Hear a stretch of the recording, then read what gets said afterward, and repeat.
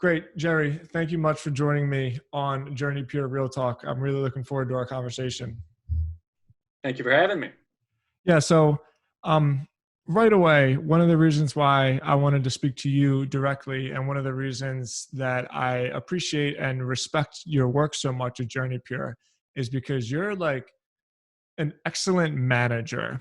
And I know that sounds funny in terms of a skill set, but what you got going on in terms of the operations of Kentucky is like such a well-oiled machine. And I've always really appreciated that and admired that about you. So with that as a little bit of an introduction, we got a couple different operations going on in Kentucky. And I know that you constantly drive around back and forth in this circle to keep it all going on. So not right now, but yes. Well, yes, not right now, of course. But please, let's just start with a little bit of an open-ended question about the different facilities we have and the different specialties and how we're helping people. Absolutely. I guess we start. JourneyPure purchased Quest House September 24th, 2015. I became an employee of JourneyPure on September 24th, 2015. And I had met all the guys that started JourneyPure, and just they gave us an opportunity to start something in Kentucky. I know nothing but Kentucky. I mean, I still live on the farm that I was born on, brought to, you know, so never had another address except for like 3 months. And so from that standpoint, what we've done is just been able to set up a network here in Kentucky where we have an outpatient clinic. We'll start over on the west. We have an outpatient clinic in Paducah, Kentucky. And I'm going to quit saying Kentucky because that's all we're going to talk about. Yeah. All right, you know what I mean? So we have an outpatient clinic in Paducah, which is far west. And then we have our original PHP with PHP with sober housing. That's what we started, and that's what we purchased back in 2015. So that is set up in Bowling Green. We have 32 capability to help 32 people in that program. We also opened last year a 32-bed detox and residential. It's a co-ed 32-bed residential detox center.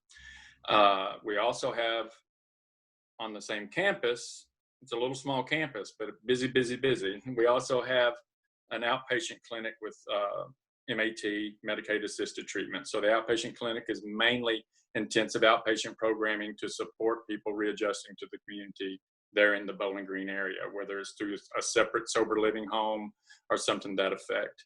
And then we go north to Elizabethtown. We have, we'll be opening our first regional for Dr. Zoller, David Zoller is on our team there now.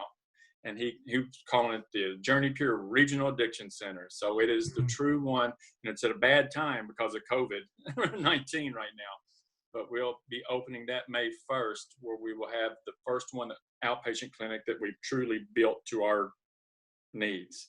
That's really exciting. It's really scary because of the COVID and the ways we're having to treat things so differently right now. But at this current time, and I'll go back to our averages there, but that's Elizabethtown. That'll be three clinicians, 2 office managers, and a full-time physician. So we're really excited about that. We'll get our feet wet with it and get through the COVID side of it. So you go on up to Louisville, Kentucky, and we have an outpatient clinic there that does MAT and intensive outpatient. Serves a population for a lot of the industry there, Ford, GE, some of the to continue their aftercare after they leave one of our facilities or another facility where they went for residential treatment. Dr. Walter Butler is our primary physician there, and we also have 2 clinicians and office staff that marks it. And then Lexington, Kentucky. So in Lexington, Kentucky, that's we have right now. We have plans to open a residential there as well. We have the property. We're just waiting for this to get over, and we'll finish construction on that. But we'll have a residential and detox center there. But right now, we have an outpatient clinic there. It's a freestanding house. It's just a really neat place, and it is so busy. We have a full-time medical there. We have 3 clinicians and 2 office staff there, and we're serving on average about 35 people there a day. So we'll go back through with our averages. So Paducah, again, they have MAT, intensive outpatient and outpatient, and average census in there, we touch somewhere around 15 lives a day there. Mm-hmm. Okay? And some programming of some type. That's our smallest one right now. You come up to the Bowling Green outpatient clinics, and we've got over 100 people registered there in programming. And that gets up where we're averaging about 35 or 40 patient contacts a day there. Same thing for Elizabethtown. Louisville's real focused on MAT and also the business intensive outpatient programs. But it's a busy clinic as well. And then Lexington is it's extremely busy. We need to expand that one as well. Yeah, well, thank you very much for going through all of that. And I wanted to go through that as well, in terms of just the scale of some of the issues in Kentucky. And I'll give you a little bit of context for it. I'm a Northerner. I'm from Philadelphia, and I spent some time in South Florida. And when I personally think of the opioid epidemic, some of the real bad addiction crises that are happening within the country, I generally think of those pockets. I think of up north, Massachusetts, New York, PA, Jersey. I think of Florida. Part of me thinks of Texas and Cali, but the Midwest, Tennessee, Kentucky, Indiana, Ohio, real big problems here. And it isn't in the scope of national conversation in the same way that some of those other places that I talked about were. So speaking of Kentucky specifically, what are some of the real challenges in terms of solving the addiction problem that we need to address here, that you guys are working so hard to address? Yeah, great question. So I've been doing this a long time, and psychiatric, 31 years next week, actually. So it'll be 31 years that I've been in either psychiatric and addiction, or now it's addiction and psychiatric mental health. They kind of switch priorities. But one of the things that people don't know is, 10 years ago when the pain pill mills and all the things, that was the part that was out of control. Kentucky was second in the country per capita. Florida was first on problems and abuse, and Kentucky was second. Now, we're like, how, why, all these things. Well, every major highway goes through Kentucky. So when you start putting, and then, we're surrounded on one side with a bridge. So, there's a river, so there's bridges to get across. And my point being, to get through, it's like the sales, the drug dealers and all those things, we're easy places to start. And then our Appalachian region in Kentucky was really just bombarded with pain pills. And now it's bombarded with the other side, because we were one of the first states to start the Casper laws and start putting some real controls on amounts of pain pills that could be used. There's even studies coming out as recent as 2 years ago that there were, for Kentucky's population, there were 3 prescriptions written for pain pills at any given time, for child all the way through. Wow. So there's still abuse of pain medications, but the restrictions have made it harder to get. So therefore, heroin and the other side of the opiates are there. So one of the things that my vision, when we did this, and Kevin Lee supported it, is that we want to set up stabilization programs, which would be our detox and residential. And then we want hubs. So we have the hub of the detox and residential, and then we have places around it for outpatient clinics to keep people fully engaged. So we can keep them engaged longer, but not locked away in a safe room, for lack of a better word. Not locked away. We're freestanding. But to continue that program. And then we have excellent coaches in Kentucky, the JourneyPure coaching. Yeah. And I know we talked about that before, and we can get into that if you want to, but Lauren she stays connected for, it's a year after discharge of our programs, and we do, and we're doing a great job of that. So, you do your stabilization and then you go to an outpatient. Then if you stump your toe, you don't go back for 30 days again. That's not what you're doing. You're going back and getting stabilized again and get back to a community. Now, what we've got the ability to do is if you're having trouble living in your home community and you try it once and you can't, we'll get you stabilized and live in E-Town for a while or Lexington for a while to get used to the daily life living skills again. It's exciting, trying really hard to make it work. We've taken our time with a lot of the things that we do. We want to make sure we're doing things right as we go. This current thing, we're in front right now for our telecare system, JourneyPure Telecare. And I mean, we have Zoom meetings, we have our staff, and then we have our HIPAA compliant platforms that we utilize with patients. You're talking about exciting, Tim. Last Thursday, in 1 day's time, let alone our detox and residential census was above 50, okay? But we had 140 people totally that was seen on that 1 day in Kentucky at our outpatient. Yeah, that's, every time I talk to you, you have this real ability to approach a problem that is heart-wrenching. And I mean, we're not here to talk about all the terrible things about addiction, but we can just agree that they're there. And you always approach it in this upbeat, positive way where it's looking at it proactively, where you say exciting, like you say exciting over and over again. And I love that all of our Kentucky facilities have that sort of ethos and culture about them, where everyone is like excited to help people and to address this problem. And when I think of that, I immediately think of you and the way that you approach it. Well, I mean, I'll try really hard not to get emotional, but it is emotional. Yeah. I mean, God, look what we get to do every day. People come to us because they're needing help. And it's just, sorry, but I love that every day. I love getting up every day and helping people. Mm. And I surround myself with our team. I miss it. I've been doing a little bit more because it's COVID. We're taking admin stuff in shifts, you know what I mean, on the residential. I have so much fun on Mondays and Tuesdays in Bowling Green. Then the rest of the stuff, the signatures and the provings and doing all those things come back around after that.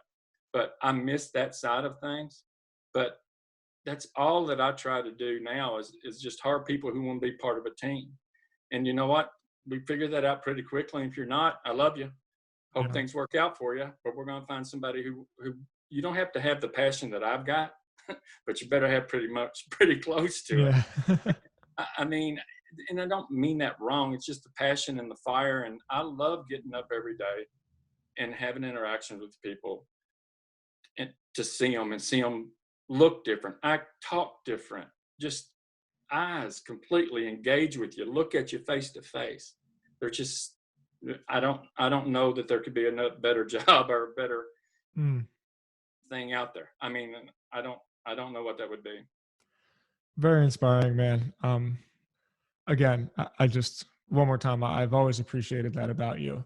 So moving on, and I like to wrap these conversations up with what we do at JourneyPure Coaching, because I cannot talk enough about how excited I am and proud I am, and just feel very humbled to be part of this team that is addressing this like unsolvable riddle in addiction treatment, because the idea is you come to treatment and you get help, you sober up, you look great, you get some food in you, like you talked about, your eyes brighten up, and then bam, have fun figuring your life out in the real world.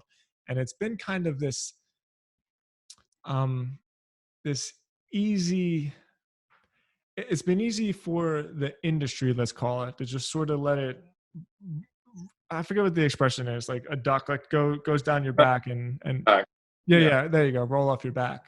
But the reason is because it's a really hard problem to solve. Like, how do you solve the problem of monitoring the success of treatment, which is something that is so subjective?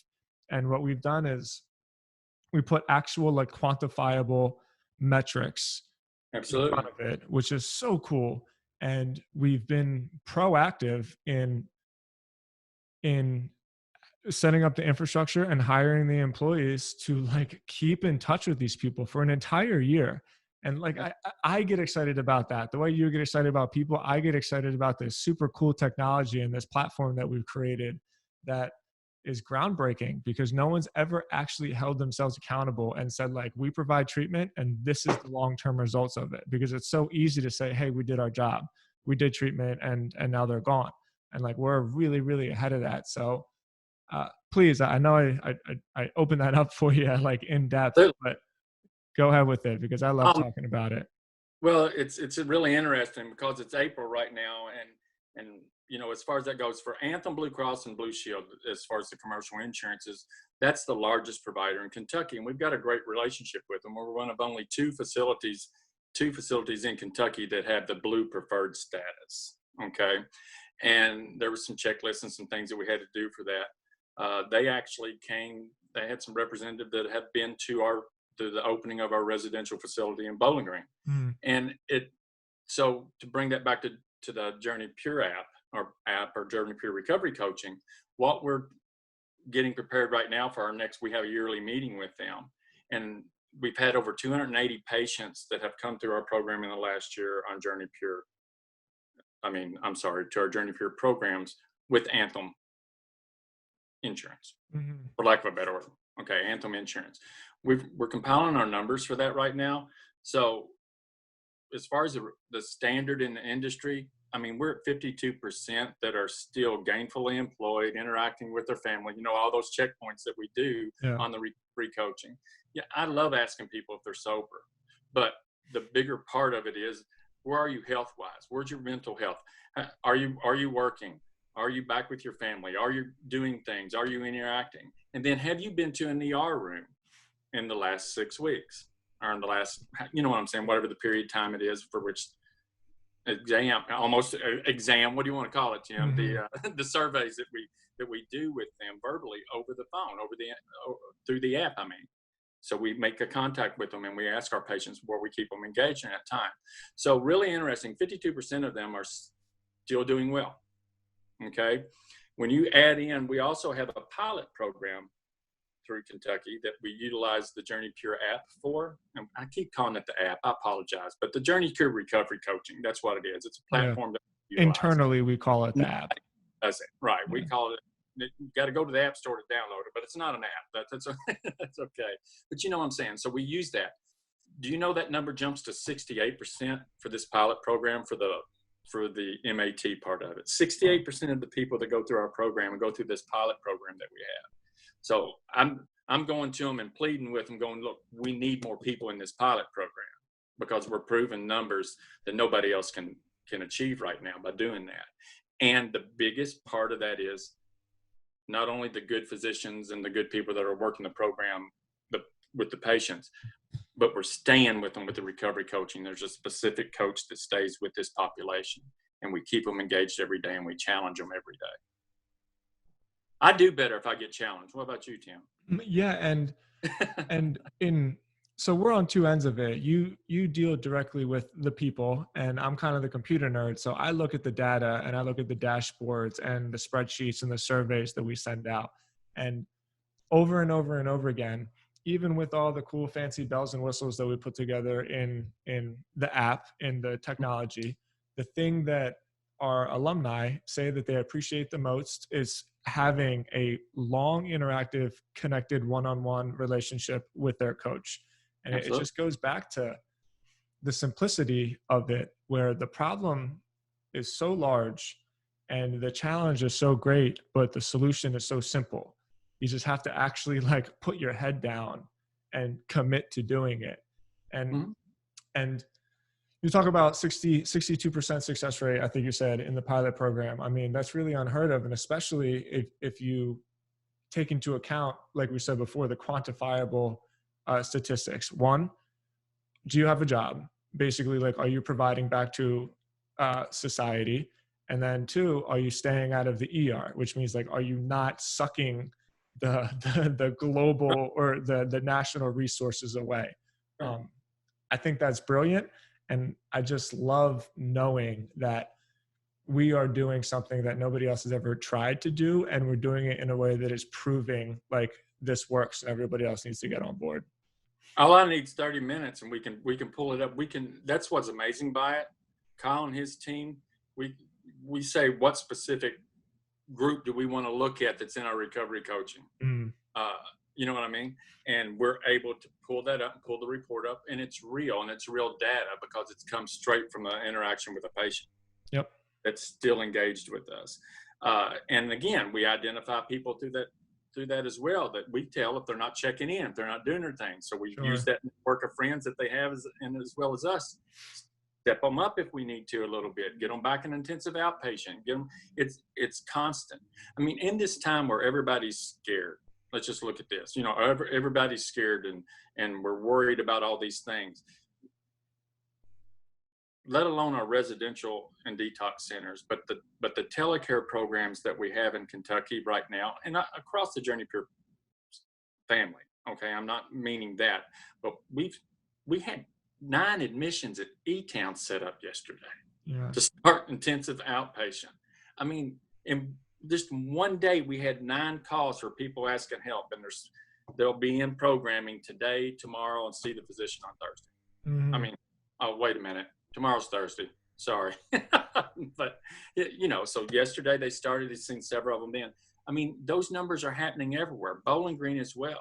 They had 20 referrals last week through this last 7 days. And the Bowling Green, the Louisville clinic, same thing, Lexington. So the outpatient programming, being able to keep people engaged through tele, that takes talent, it takes commitment and personality, and being able to get people, just like you and I are trying to do right here. You know what I'm saying? That's what we're doing through our telecare platforms as well. And to get that many in one day, you know what I'm saying? We had over 140 do that last week. Yeah. So to wrap this conversation up, because I think that's a great point, what is that X factor that you think we're providing? Out of all the places, why do people seem to continuously trust us and our resources and our level of care and our commitment to service? Like, why are we being graced with this trust in our efficiency? What do you think we can credit that to? No, our staff, man. Yeah. It comes back to, again, I said it a while ago, we identify pretty quickly if you got it, if you don't. You don't have to be, we had a staff meeting, and this was at the residential side. And Melody, one of our, she's awesome. She's a cleaning lady. She takes care of everything. She has more interaction with the patients sometimes than the physicians and stuff do. And she can tell you what they're struggling with.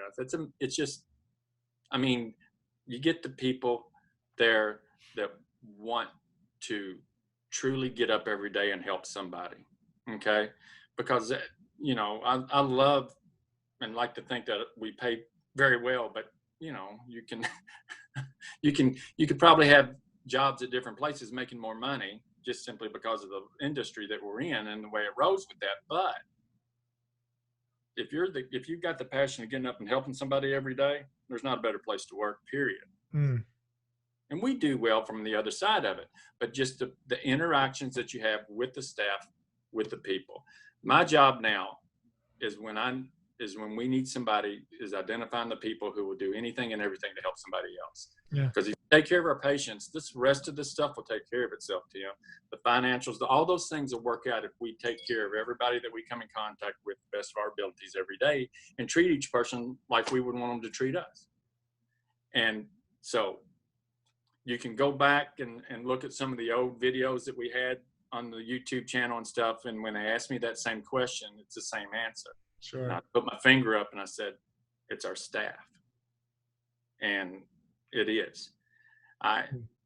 It's not a magic formula or some magic training program. To be honest, we suck at onboarding sometimes. We just expect everybody to know everything we already know.